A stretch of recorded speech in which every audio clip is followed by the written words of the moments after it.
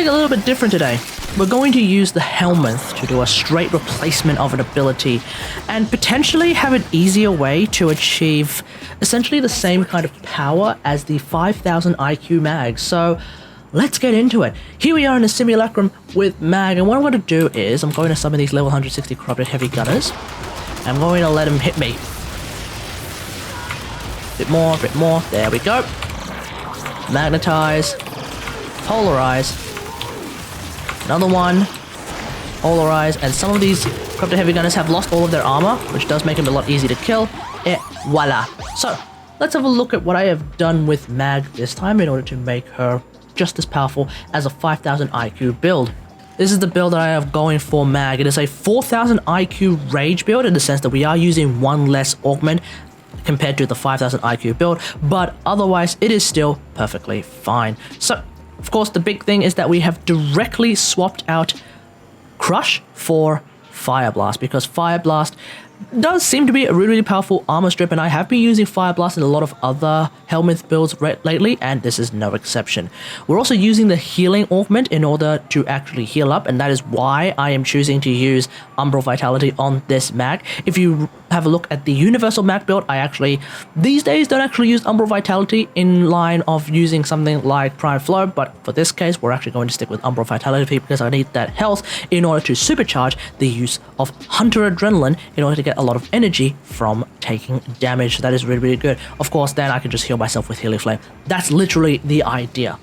So that's the crux of the build, but now what I want to have a look at is the actual power of the Fire Blast, which I didn't really explore in depth, so we're going to do that right now. Here we have a bunch of corrupted heavy gunners again, and this time what I want to demonstrate is right now my bow does 3886 damage on an orange crit, as you can see right there. But with the power of a Fire Blast, we are doing 2,000 or 24,484 damage on an orange crit. Like so. That was there was a viral proc in there somewhere. But see, now that the fire is no longer active and therefore the heat proc is no longer active, we're doing less damage. So that's basically how that works. And if you compare it to something like Fracturing Crush, we're going to use that against the same corrupted heavy gunners that only take 3,886 damage from my bow. So that's one Fracturing Crush. And how much damage are we going to take on a body shot? Only 16,478 damage. 16,478 damage. So that is a huge difference. And of course, Fracturing Crush does in fact have a duration. It turns out that Fire Blast doesn't have a duration, and that's why we can actually shoot them a lot longer than before to do a lot of damage. Now, both of these abilities do stack on top of each other, so as we've previously demonstrated in other videos, if I were to use one Fracturing Crush on an enemy and then do 16,478 damage, but then I use another Fracturing Crush in succession, oh, let's put a third one in there for good measure. How much damage are we doing? 49,843 damage on an orange crit, and that is a huge difference, and such a difference can be achieved as well with the power of Fire Blast. So once again, if I were to use one Fire Blast, a body shot would only give me 24,448, whereas if I were to do a second Fire Blast, that's 57,000 damage. And a third Fire Blast. 57,000 damage. 88,000 damage. It's a lot of damage, as you can see there. 2 Fire Blasts, and even on a, or 3 Fire Blasts, and even on a body shot, I am actually one-shotting these corrupted heavy gunners at level 160. That's a pretty big deal. And then of course if I do a headshot, I do 400,000 damage. So there we go. And keep in mind you can actually use Polarize to also further strip whatever's left. So in a similar fashion, one of the Fire Blasts, and I'm doing 24,000 on an orange crit, but then if I also use Polarize, that's 41,000. Another one with a Polarize, and see, I've already removed that particular target's armor. There is, however, a bit of a weird bug when it comes to Polarize, in the sense that it doesn't actually strip a lot of people's armor en masse. So that's pretty much it. Really straightforward way to use continually a really powerful Warframe.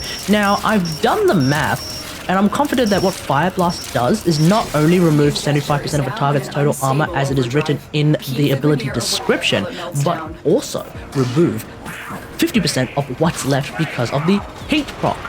So what that results in is actually an 87.5% armor strip, which is in fact stronger than what Fracturing Crush can do. Remember, Fracturing Crush, even at 160% power strength, which is the max, only caps out at 80% armor strip.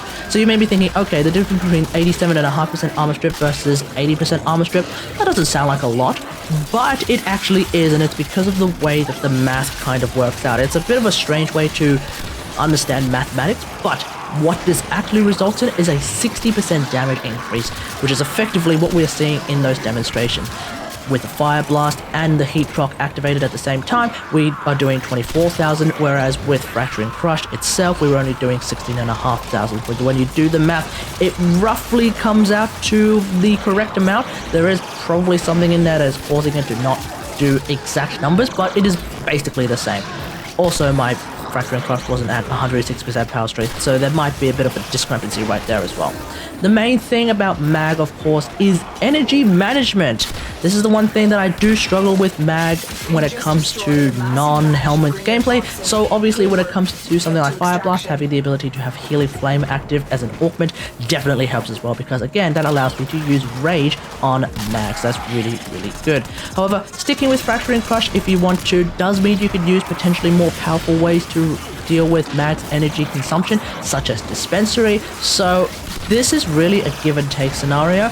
If you feel like you'd rather move around and take some damage and sort of tank a little bit in order to use your abilities, then it seems to me like Healing Flame is the way for you. You also get to then use Pull a lot more than if you were to use something like Dispensary on top of Pull, because then you wouldn't have Pull in the first place. But that's basically it. Let me know what you think about all of this in the comments below. What do you think about this build? Let me know in the comments. Now, obviously, you can actually replace Pull with Fire Blast if you want, and then you just have the ultimate anti-tank mag if you so desire. I don't know if I'll do a video on that. Seems really unnecessary, because once you have Fracturing Crush, you're kind of stepping on the toes of Fire Blast and vice versa. That's really why I've decided to directly swap Crush with Fire Blast. But outside of that, hope you guys enjoyed this. If you liked this video, hit that like button, subscribe for more WarFrame content, and until next time, I'll see you guys later. Thanks for watching. Bye!